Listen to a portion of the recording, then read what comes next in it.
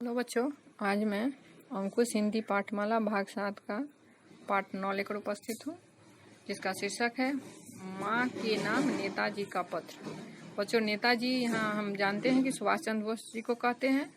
उन्हें नेताजी हम लोग पुकारते थे। उन्होंने अपनी माँ के नाम जो पत्र लिखा उसी को यहाँ दिया गया है आप लोग को। इस पत्र द्वारा हमारे अंदर देशभक्ति की भावना को जागृत करने की प्रयास किया गया है और हम में होनी चाहिए। देश के प्रति अपनी प्रेम श्रद्धा बनी होनी चाहिए। उसकी रक्षा के लिए हमें कुछ भी कर गुजरने की ऐसी हौसला होनी चाहिए हमारे अंदर। तो उन्होंने अपनी माँ को क्या लिखा था, आइए इस पत्र द्वारा जानते हैं। पठन पूर्वबोध है। धरती पर कुछ बिरले ही लोग होते हैं जो अपनी मातृभूमि को दीनहीन अवस्था में देखकर द्रवित हो जाते हैं। वे देश के लिए कुछ कर गुजरने का संकल्प लेते हैं। इस सेवा धर्म का पालन हम सबको करना चाहिए। इस सेवा धर्म का यानी हम अपने देश के प्रति सेवा का जो हमारा धर्म है, कर्तव्य है, उसे हम सभी को करना चाहिए। यह पत्र नेताजी सुभाष चंद्र बोस ने अपनी माँ को लिखा है। इसमें उन्होंने अपनी मातृभूमि की दीनहीन दशा का वर्णन किया है।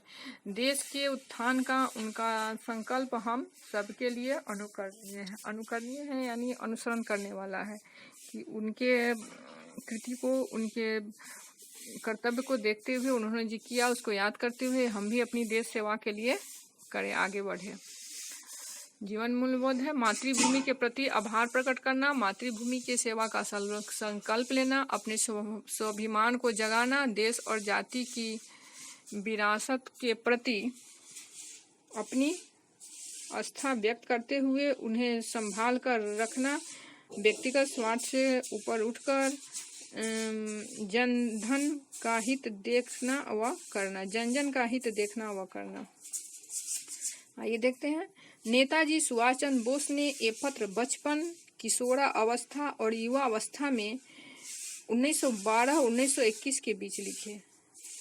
बचपन, किशोरा अवस्था और युवा अवस्था। बच्चों, बचपन हमारा जो शैशव काल है वह 5 साल तक रहता है। फिर बचपना हमारा 5 से 10 तक रहता है। फिर 10 से 15 तक हम किशोरा अवस्था में रहते हैं, 16 वर्ष तक। फिर उसके बाद 16 से आगे हम युवा अवस्था में आ जाते हैं, 20 वर्ष तक। वही देखिए, तो 1912 और 1921 के बीच लिखे थे। इनमें वह ऐतिहासिक पत्र भी है जो उन्होंने इंडियन सिविल सर्विस से त्याग पत्र देते हुए भारत सचिव को लिखा था। इंडियन सिविल सर्विस से इस्तीफा देने के अपने निर्णय के संबंध में इंग्लैंड से देश बंधु चित्तरंजन दास को लिखे गए पत्र और शरत चंद्र बोस को लिखे गए पत्रों में सुभाष चंद्र बोस के जीवन के पहले बड़े निर्णय की चर्चा है। और ऐतिहासिक दृष्टि से सबसे अधिक प्रेरणाप्रद तथ्य यह है कि प्रस्तुत कुछ पत्र पहली बार उस राजनीतिक जीवन, दृष्टि, आयोजन और कौशल को प्रकट करते हैं जिसे लेकर वह भारतीय राजनीति के मंच पर अवतरित होने वाले थे। पहले कुछ पत्र नेताजी ने अपनी माता प्रभावती बोस को लिखे थे। इनमें से किसी पर भी तिथि नहीं डाली गई है, लेकिन यह निश्चय पूर्वक कहा जा सकता है कि वे पत्र 1912-13 में लिखे गए थे। अब जो पत्र लिखा गया उसमें तिथि नहीं था, संभवतः यहाँ लिखा गया है, लोग अनुमान से लगा रहे हैं कि 12-13 ईस्वी में लिखा गया था। और माँ को जो पत्र लिखा गया वो यहाँ प्रस्तुत है, देखिए। सिर्फ यहाँ जगह लिखा हुआ है रांची और दिन लिखा हुआ है रविवार, डेट नहीं डाला गया है।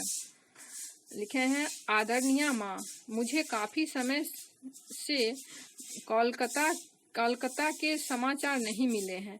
आशा करता हूँ कि आप सब स्वस्थ होंगे। मैं समझता हूँ कि आपने शायद समय अभाव के कारण पत्र नहीं लिखा। देखिए बच्चों, उन्होंने कितना सुंदर लिखा। ये नहीं लिखा कि आपने क्यों नहीं लिखा, वो जाने कि आपके पास समय नहीं है इसलिए आपने यह पत्र नहीं लिखा है। मेज दादा की परीक्षा कैसी रही? उनके भाई का नाम होगा मेज दादा। क्या आपने मेरा पूरा पत्र पढ़ लिया? अगर आपने नहीं पढ़ा है तो मुझे सचमुच दुख होगा। देखिए कैसे पत्र लिख रहे हैं।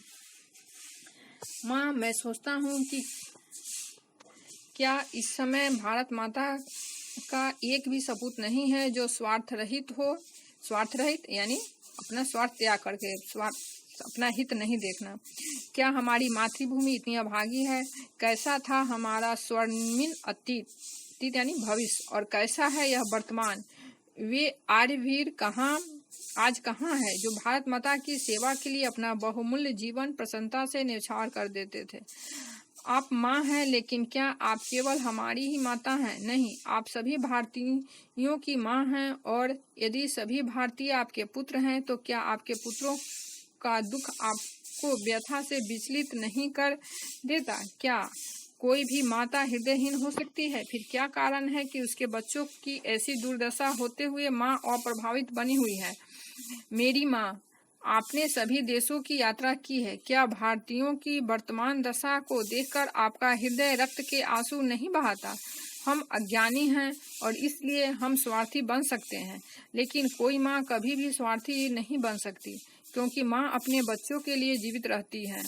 अगर यह सच है, तो क्या कारण है कि उनके बच्चे कष्ट से बिलबिला रहे हैं और फिर भी अप्रभावित हैं?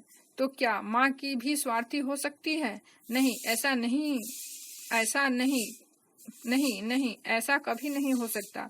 माँ कभी स्वार्थी नहीं बन सकती। बच्चों, यहाँ पत्र में आप देख रहे हैं कि वह खुद ही क्वेश्चन कर रहे हैं, फिर अपना आंसर पा रहे हैं, अपने आप को समझा रहे हैं। माँ केवल देश की ही दुर्दशा नहीं, माँ केवल देश की ही दुर्दशा नहीं हो रही है। आप देखिए कि हमारे धर्म की हालत क्या है। हमारा हिंदू धर्म कितना और कैसा पवित्र था, और आज वह कितना पतन के गर्त में जा रहा है। आप उन आर्यों की बात सोचें जिन्होंने इस धरती की शोभा बढ़ाई थी, और अब उनके पतित वंशजों को देखें, तो क्या हमारा सनातन धर्म विलुप्त होने जा रहा है? आप देखें कि किस प्रकार नास्तिकता, श्रद्धाहीनता और अंधविश्वास का बोलबाला है। इसी का परिणाम है इतना अधिक पाप और जन मन के लिए दुख और कष्ट। देखिए कि जो आर्य जाति इतनी अधिक धर्मप्राण थी, उसी के वंशज आज कितने अधार्मिक और नास्तिक हो गए हैं। उस अतीत में मनुष्य का एकमात्र कर्तव्य ध्यान, प्रार्थना और उपासना था, जबकि आज कितने लोग हैं जो जीवन में एक बार भी प्रभु को पुकारते हो? बोलो माँ, क्या यह सब देखकर और इन सब बातों को सुनकर तुम्हारा दिल नहीं दहल जाता? तुम्हारी आंखें नहीं डबडबा जाती? तुम्हारा मन व्याकुल नहीं हो जाता? मैं नहीं मान सकता कि ऐसा नहीं होता। माँ कभी हृदयहीन नहीं हो सकती। माँ, तुम अपने बच्चों की दुखद अवस्था को अच्छी तरह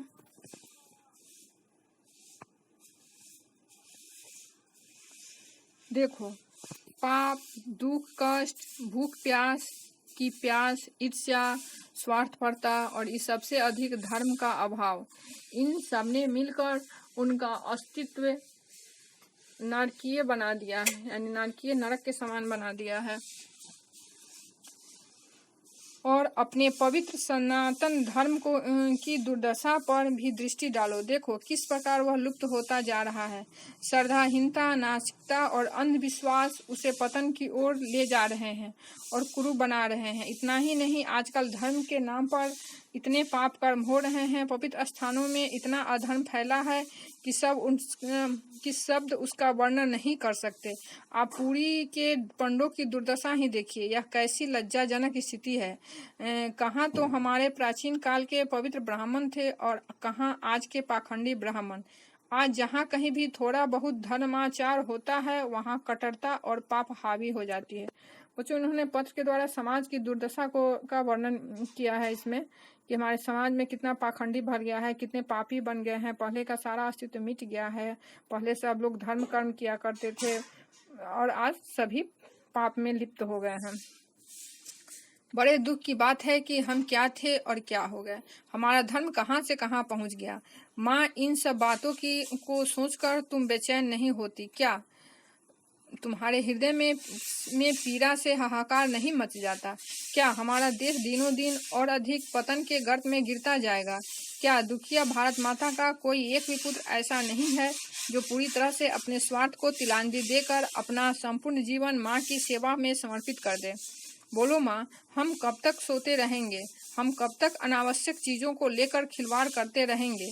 क्या हम अपने देश रुदन के प्रति अपने कान बंद रखेंगे? हमारा प्राचीन धर्म मृत्यु शैया पर है। क्या हमारा हृदय अब भी नहीं पिघलेगा? बच्चों, इस पत्र को लिख करके उन्होंने एक तरह से माँ से अपना अनुमति लिया है। इनको इतना भावुक कर दिया है कि इनको देश की आज़ादी में भाग लेने की आज्ञा दे दे। कोई कब तक हाथ पर हाथ रखे अपने देश और धर्म की दुर्दशा को देखता रहेगा? अब और प्रतीक्षा नहीं की जा सकती। अब और सोने का समय नहीं। हमको अपनी जड़ता से जागना ही होगा। आलस त्यागना होगा और कर्म में जुट जाना होगा।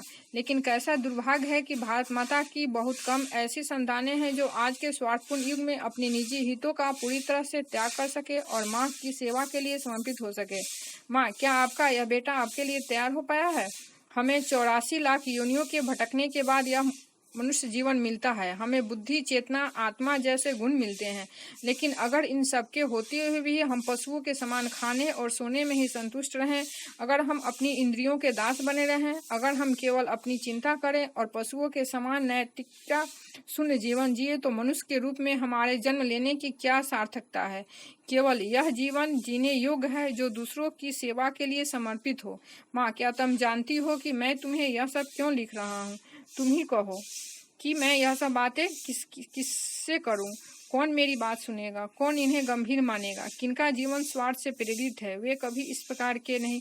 बच्चों, यहाँ जो उन्होंने कहा 84 लाख योनि, तो हमारा जो मनुष्य जन्म है, संसार में एक जीव को 84 लाख योनि के रूप में जन्म होता है, तब जाकर के कहीं हमें मनुष्य जन्म मिलता है। तो मनुष्य ही ऐसी जाति है जिसके में अंदर में क्या है? विवेक है, बुद्धि है, सोचने समझने की शक्ति है। सिर्फ खाना और सोना तो पशु भी कर लेते हैं, उन्हें किसी से मतलब नहीं होता है, और सिर्फ पेट भरना जानते हैं और सोना। तो बच्चों, यदि हम भी वैसा करेंगे तो हम भी पशु के समान ही हैं।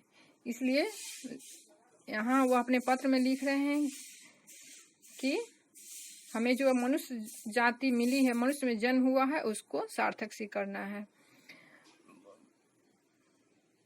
आगे देखिए, वे कभी इस प्रकार से नहीं सोच सकते, क्योंकि वैसा करने से उनके स्वार्थ पर आंच आएगी। लेकिन एक माँ का जीवन स्वार्थ रहित होता है, उसका जीवन अपने बच्चों और अपने देश के लिए समर्पित है। यदि आप भारत माता का इतिहास पढ़े तो आप देखेंगी कि कितनी ही माताएं भारत माता की खातिर जीवित रही हैं, और जब कभी आवश्यकता हुई है तो उन्होंने भारत माता के लिए अपने प्राणों की आहुति दे दी है। ऐसी ही थी अहिल्याबाई, मीराबाई, दुर्गावती और कितनी ही माताएं जिनके नाम मुझे इस समय स्मरण नहीं है। हमारा लालन पालन माँ के दूध से होता है, और इसलिए हमें जो सीख और मार्गदर्शन माता से मिलता है, उससे अधिक शिक्षा योग और उदात्त और कुछ भी नहीं हो सकता। अगर कोई माँ अपने बच्चे से कहे कि तुम अपने आप से संतुष्ट रहो, तो इस पर कोई क्या कह सकता है? ऐसा बच्चा अवश्य ही बहुत अभागा होगा, जो ऐसी स्थिति में वह निश्चिंत है कि आज के पापपूर्ण युग में भले आदमियों का एकदम ठोठा रहेगा और भविष्य के बारे में कोई आशा नहीं रह जाएगी। इस स्थिति के पछतावे के सिवा और कुछ हाथ न लगेगा। अगर यह बात सही है, अगर पुनरुद्धार की सभी आशाएं मिट चुकी है, अगर हमें हाथ पर हाथ रखे बैठे रहना है और हम इस अधपतन और कष्ट को केवल देखते रहना है, तो यह सब परेशानी किस लिए? अगर मुझे अपने जीवन में इससे अधिक कुछ नहीं प्राप्त करना है, तो मैं जीवित ही क्यों हूँ? मेरी प्रभु से प्रार्थना है कि मैं संपूर्ण जीवन दूसरों की सहायता में बिता सकूं। मुझे आशा है कि यहाँ सब कुशल होंगे। यहाँ हम सानंद हैं। कृपया मेरा प्रणाम स्वीकार करें और इस पत्र का उत्तर अवश्य ही दें। सदैव आपका प्रिय पुत्र सुभाष। देखिए बच्चों, उन्होंने इस पत्र के द्वारा ही अपने माँ से आज्ञा भी ले ली है। देश की दुर्दशा का वर्णन करते हुए देश के प्रति उनका कैसा विचार है, कैसी भावना है, कुछ कर डालने की जो उनमें भावना है, वह सब इसमें झलक रहा है। तो हमें भी अपने देश के प्रति कर्तव्यवान, निष्ठावान होना चाहिए, अपने कर्तव्य का पालन करना चाहिए, देश की सेवा करना चाहिए। और फिर हम आप लोग इसमें का शब्दार्थ लिख करके याद कर लेंगे, इसका 1 पेज राइटिंग भी लिख लेंगे। फिर हम अगले वीडियो में मिलते हैं। धन्यवाद।